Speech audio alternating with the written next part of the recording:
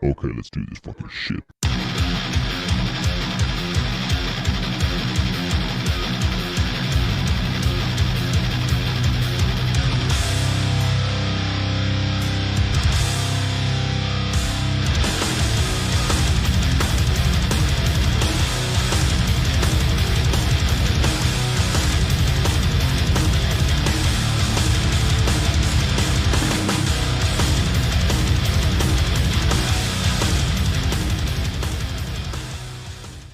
All right. Well, ladies and gentlemen, to everybody that's watching right now live, we have our friend, CEO of Ammo Fight League MMA, Mr. Bill Vigil. How's it going, man? Everything's going fine, brother. How's everything over there, man? Everything's great. Finally, after all this time, we finally Right? get you on to the podcast. Right? Long time coming. I know, But but you know what? we've been in contact, man, for the Yes. duration, so that's cool, man. We family. Yeah, of course, man. We are family. You know, we support Ammo Fight League like crazy. And yeah, so you know, Fight Book MMA has you know, ever since I found your promotion, man, I've always been wanting to, you know, promote it, and we've been in contact ever since then for many years now. Yeah, thank you. I appreciate it, buddy. You know, it's all about networking. I mean, Exactly. this is a brand new community, new industry, man. So there's no reason or rhyme for people to not work together. You know, our whole objective, my objective, is at least to provide a platform for all these up and coming athletes, and that's what I've been doing for the last 6 years. Yeah, man. That's exactly what Fight Book MMA is all about, man. We're not focused on just the UFC, just Bellator, PFL. You know, we cover from the local events to the big events to events overseas. So we interview fighters that haven't even fought yet. You know, they're amateurs and they're getting, you know, trying to get used to being in front of a camera, in front of guys like us that's been in the game for years. So yeah, man. So Bill, tell everybody out there who you are, what you do, and talk to us about this new venture you have with CES MMA over there with our friends Birchfields, man. Yeah, sure. I mean, I'll give you a little background about me. If you probably don't don't know, Roberto, I've been in the entertainment business all my life, man. Since a child until, now. I'm a primary booking agent for the casinos here in Connecticut, music, the music genres. I've been doing that for over 25 years. I've always had a passion for combat sports. I grew up boxing, like the majority of us did back in the days. Uh, Started martial arts in my late teens, early 20s. I got a black belt under Ed Parker, Master Ed Parker, American Kempo. So I got my black belt in that, and was always a stand-up guy. I didn't believe going down the ground. If I was going to fight you, I was going to knock you out. You know what I mean? that was a majority of the people's mentality. You know what I mean? but and then the words started going around about jujitsu, grappling, and it's like I just kind of dismissed it at the time, because like I said, I was a hands-on guy. But I met some people that were in it, and I rolled with them, and I was amazed with some of the stuff they were able to do to me that I would have never thought in a million years to do to anybody, you know. So I took a liking to it, and I also started training Brazilian Jiu-Jitsu, and I've been doing it for going probably about 8 years now.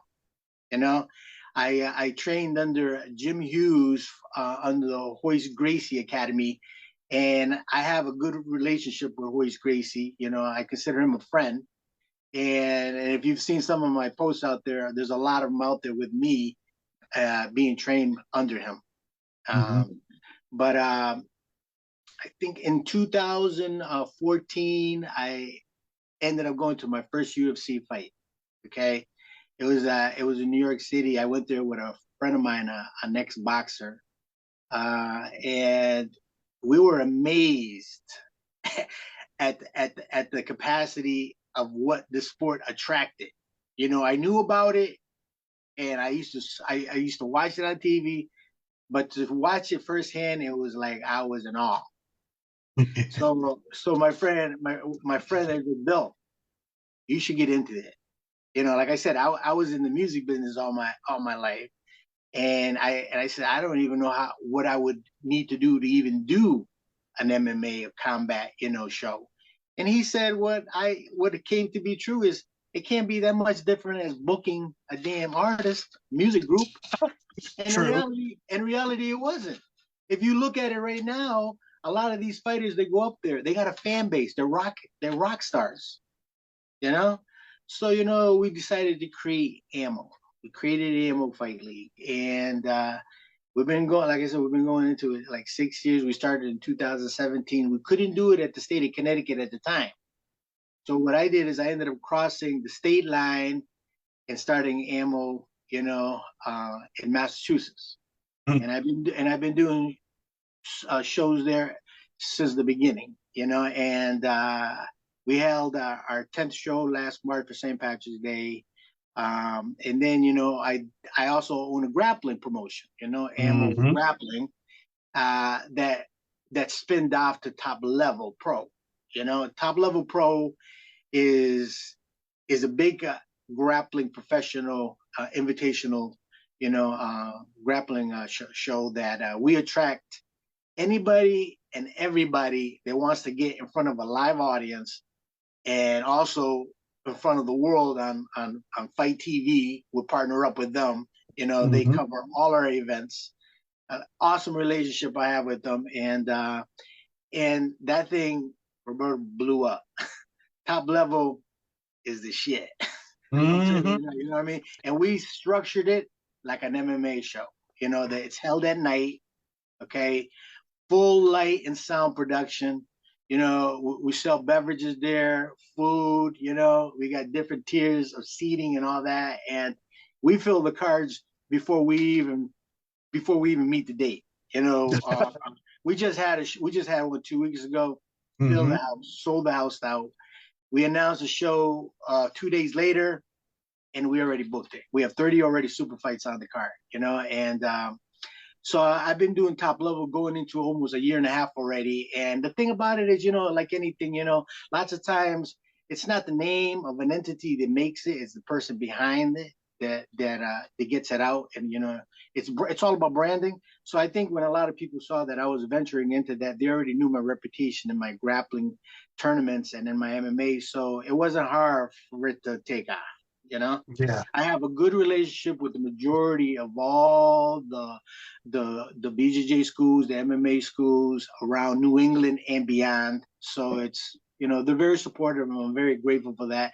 And like I said in the beginning, my whole intentions when I started Ammo and Top Level was to be able to provide these kids, these fighters, female and male, a platform for them to be able to showcase their skills, and get them to the next level in their career. And a few months ago, I have a good relationship with CES MMA. You guys know them. They're the they're the premier MMA promotion and boxing promotion in New England, and they're well known. Jimmy Burford Sr. He's a legend. He's in the he's inducted in the Boxing Hall of Fame. Everybody knows him. You know what I mean? So when they contacted me and they said that, listen, we're interested to see if I would be interested in joining their organization and bringing and incorporating MMA, amateur MMA, and also bringing in my Top Level franchise onto their platform, that's a no-brainer. It's a win-win right there, brother. Right. It's a no-brainer. I said, of course, man. At the end of the day, like I'm telling you, and I told them, at the end of the day, I'm all about networking and working with everybody. Cross-marketing ain't going to hurt nobody. You know what I mean? Right. So, I mean, they know I also have my MMA company. That's not going to be a conflict. If anything, it'll probably help them, being like a stepping stone for up and coming to go into their organization. You know what I mean? And, we both agreed on what we wanted from each other, and we're rolling. And we have a show coming up Saturday, March 18th at the legendary Foxwood Casinos. Can't beat a place like that. You know what I mean? One of the biggest and one of the best casinos in the United States. So, we got a real nice pro lineup opening up with some amateurs. I'm going to incorporate some of my top level grapplers there that are top tier. Matter of fact, I'm going to announce one of them tomorrow that people are going to be in awe when they see who the two grapplers are. Because I think in a lot of people's minds, they would have said these guys will never face each other. Well, guess what? They're going to face each other. You know what I mean? Yeah. So I'm really excited for what the future holds, in New England, in AMO and CES and in Top Level, Roberto. Nice. Right on, man. And, I know Top Level hasn't, like you said, they haven't been, the Top Level hasn't been around for so long.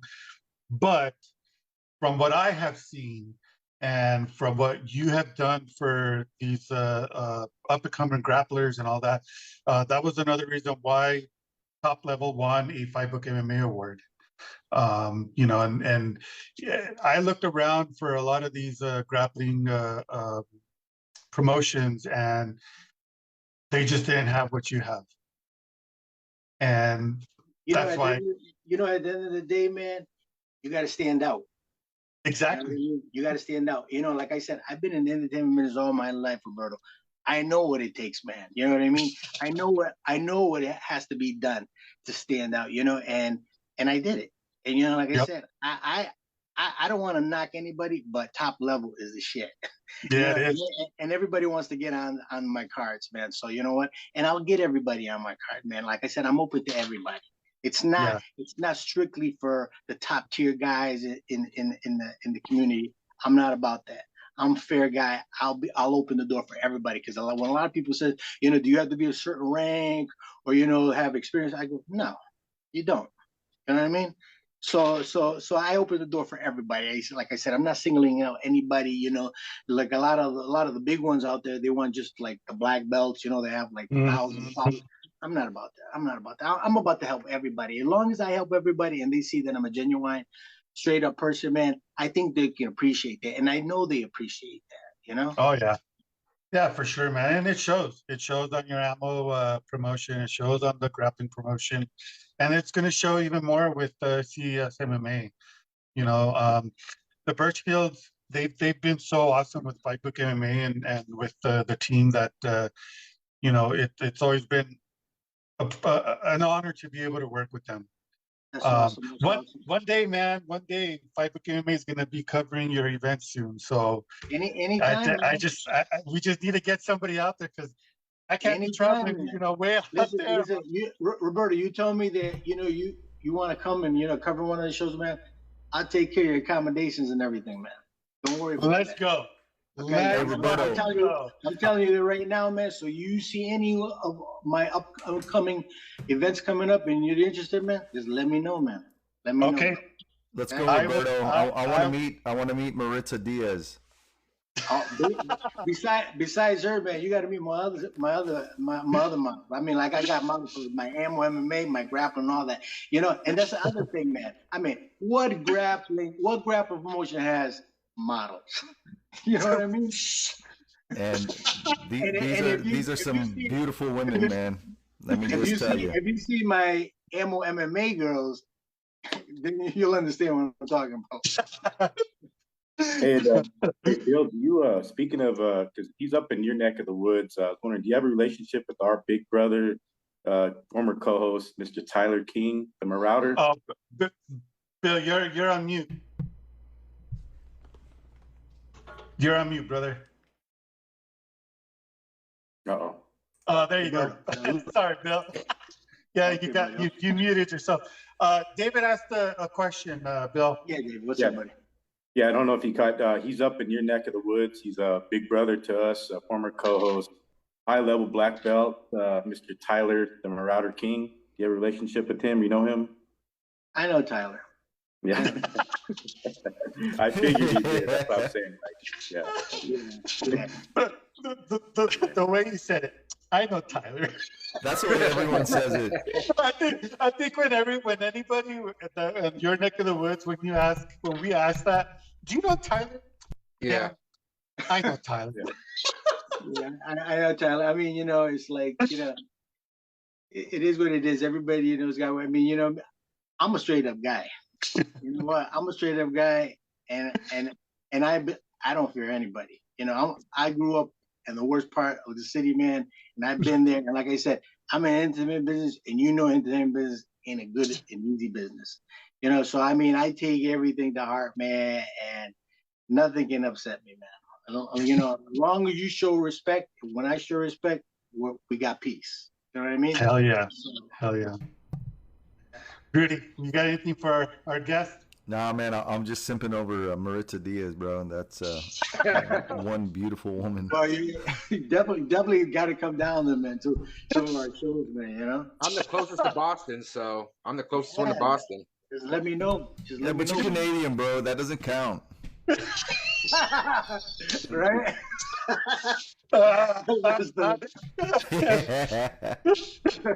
Oh, man. David? But yeah, I appreciate the time, and the support, guys. I really do, buddy. Like I said, at the end of the day, man, it's not about us, man. It's about these guys, man. Whatever we can do to help them, man, believe me, man, you'll appreciate it, and you've done something right at the end of the day. Hell yeah, man. Hell yeah. David? Yeah, no, I was going to say, you've been to a lot of venues, had a lot of shows in plenty of different venues. Like you said, you mentioned Foxwoods, Premier Spot, the Mohegan. I know Bellator does a lot of their stuff out there. What's your favorite venue, though, that you prefer to put on a show, whether it's in Connecticut, whether it's in Massachusetts, or just the New England area in general? Mohegan. Yeah, Mohegan's nice. Yeah, the Mohegan is the premier venue to do any type of show. Like I said, I bring a lot of concerts there, music concerts there, and you can't beat it. You can't beat the actual the building itself, man. It's got so much to do with the restaurants, man, the entertainment, nightlife. If you guys know Connecticut is a liberal state, man. Mm-hmm. Everybody is uppity. You know what I mean? So a lot of the people have to get away, and the place to get away are the casinos in Connecticut. Uncasville. Uncasville, exactly, man. Yep. I mean, I'm there every weekend. I'm there every weekend. You know what I mean? So that's my weekend right there. Yeah. Oh, man. Well, that's awesome. Bill, thanks so much for jumping on to our show, I have man. a question for you, Bill. Okay, go for it. What are your thoughts on John Jones versus Gane? Who you got? I mean, if John Jones still got what he's got, and I believe he does, I think he's gonna take that fight, man. He's gonna regain what he had when he left. You know, man, that's exactly what I wanted to hear. Yeah. You know, That's Bill, for like, I think the past 4 years on our show, there hasn't been one episode we don't mention John Jones. We're most of us are fans, except for our friend out there that's a Canadian. Well, He's it's a not a fan love-hate of John relationship, Jones. man. I mean, there's times when I've hated John Jones, and there's times when I love him. And right now, I'm on that love train right now, man.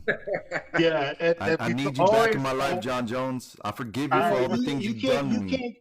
You can't call anybody the GOAT, man, unless you give everybody that opportunity to prove themselves. I mean, they took him out because of the situation that he was in, but at the end of the day, man, he is the GOAT. You know what I mean? The guy is nasty. Yep. And lots of times when I've seen that guy, and I've seen a lot of people that I knew go against him, I question, why didn't they prepare for those damn elbows, man? You know what I mean? I mean, the guy is gonna use his elbows, and I see none of these guys defend from it. It's like, what the hell, man? You know what I mean? A true fighter and a true camp would train, be able to have their fighters defend off of that. And I see a lot of these guys, they just go in there and they're taking it without doing anything. It's like, so I give him a lot of props, man. He's nasty. Yeah. Like I tell a lot of guys in the AMO MMA, man, and then MMA period, if you decide to go inside that cage, you better be very well rounded, man. Mm-hmm. Because your striking ain't gonna help you when someone takes you down on the ground, and someone that just knows ground game ain't gonna be able to defend from these. You know what I mean? So you got to be well rounded. Yep. And he's well rounded. Yep. You just hit the nail right there, man. It's just watching John Jones is just watching a masterpiece, if you want to say it that way. Exactly. Because it's if you want to win a fight, watch a John Jones fight. Watch him train. And he's very different from what you would consider an MMA fighter. Oh, it's like, I had conversations with a lot of guys. They say, I know you've trained in the martial arts, Bill. I go, I've trained way beyond martial arts, man. I trained out on the streets. Okay, I mean, you're technically trained. I have technical training, but I also got other skills. Yep. That guy brings a lot of skills that the majority of these MMA fighters don't have. Yeah. You know what I mean? So you have to be like that. You got to think outside the box. You got to stand out. The same thing with Conor, man. Conor ain't no ground guy, but that guy's an intelligent fighter, man. No one can say nothing bad about him. They can say he's the worst fighter, he's fake and all that, but who the hell is fucking laughing all the way to the bank? He's another guy I have a love-hate relationship with. You know what sometimes I mean? I love him, sometimes I hate him. I give him a lot of respect. And I was like that in the music business, man. I used to look up to certain people. Why are you looking up to him? I could see where he came from and where he's at today. Right. Mm-hmm. You got to respect. Got to respect, man, I mean, like you mentioned, Conor. Look where he was at 10, 15 years ago. And look where he is now. He started as a boxer. He started as a boxer. Yeah. And living in his car. He was on welfare. Yeah, man. He was from the ghettos in Ireland, man. Yep.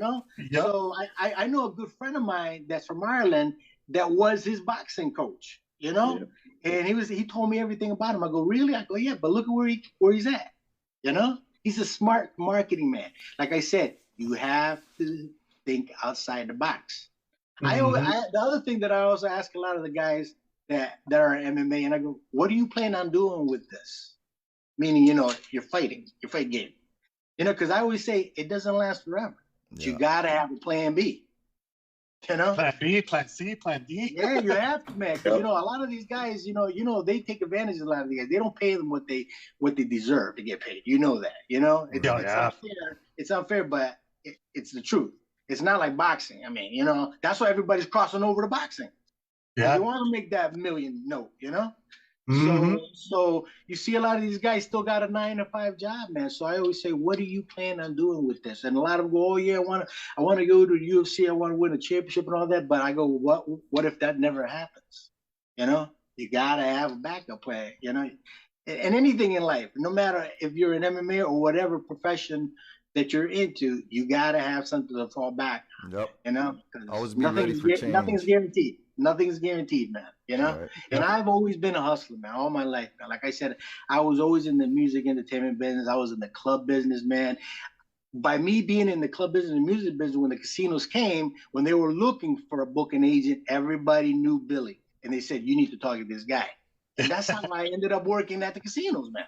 You know, so it just happened to be I was at the right place at the right time. You know, but I can appreciate a lot of those guys, man, because you know what? I was there. Like I said, I grew up in the city, man. I grew in the rough area of the city, man. But I think I fucking cleaned myself up real good, man. I have 2 sons that I'm so proud of. Totally the opposite of me, and I don't got a problem with that. And it's so funny. I'm in the music business, and I'm also in the fight game, and both of my boys have no interest in them. Isn't that odd? That's usually the way it goes. It's weird. But isn't that odd? When Yeah. people hear that, they go, "Really?" Because that's a girl magnet in that business. You know what I mean? but they're just not into it because they've been around it all their lives. You know? Yeah, that's true. I mean, growing up with what you do, they probably just like, why, Dad? I used to, like my oldest son, man. I used to bring him to all the rap concerts. I used to bring him into the studios with all these artists, and they grew up with it. They were around it all the time, man. It's no interest at all. And I always go to my wife and go, "So when I die, that's it. The business is over unless I sell it."